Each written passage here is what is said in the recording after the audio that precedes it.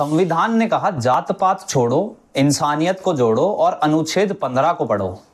अनुच्छेद 15 आर्टिकल 15 ये बोलता है कि राज्य किसी नागरिक के साथ जाति, धर्म, नस्ल, लिंग या जन्म स्थान के आधार पर भेदभाव नहीं करेगा। The state shall not discriminate against any citizens only on ground of religion, race, caste, sex और place of birth। संविधान लागू होने पे सिर्फ इन 5 ग्राउंड्स के आधार पर भेदभाव नहीं कर सकता राज्य। जब संविधान लागू हुआ तो इस अनुच्छेद में सिर्फ 3 क्लॉज थे, क्लॉज 1, 2 एंड 3। लेकिन आज के समय इस अनुच्छेद में 6 क्लॉज हो चुके हैं।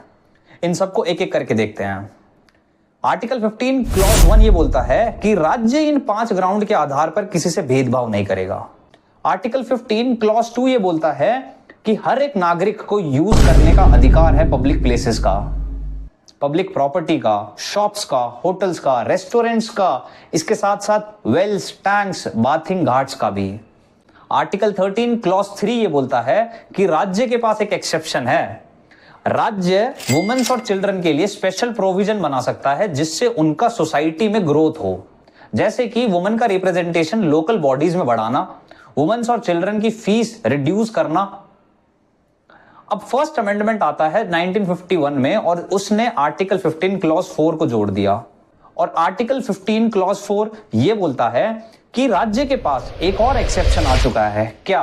SCBCs, socially educationally backward classes, SCs, scheduled caste, SCs, scheduled tribe के लिए वो स्पेशल प्रोविजन बना सकता है ताकि उनकी सोसाइटी में ग्रोथ हो सके। वहीं दूसरी तरफ 2005 के अंदर 93rd अमेंडमेंट एक्ट आया जिसने इन्हीं के लिए यानी कि SCBCs, SCs और ST के लिए एजुकेशनल इंस्टीट्यूट में एडमिशन के लिए स्पेशल प्रोविजन को ऐड कर दिया। लेकिन बात यह बोली गई कि educational institute minority educational institute नहीं होना चाहिए। और हाल फिलहाल में 103rd अमेंडमेंट एक्ट ने EWS के कॉन्सेप्ट को संविधान में लिख दिया। संविधान के सारे अनुच्छेद अगर आपको ऐसे ही पढ़ने हैं ना तो मेरे साथ जुड़े रहना। हमें ये सारे अनुच्छेद पढ़ने ही नहीं है, हमें ये अनुच्छेद अपने ऊपर लागू भी करने हैं ताकि हम आगे आने वाली परिस्थितियों से बचें और हमें ये पता चले कि हमारे अधिकार क्या हैं। धन्यवाद। जय हिंद, जय भारत।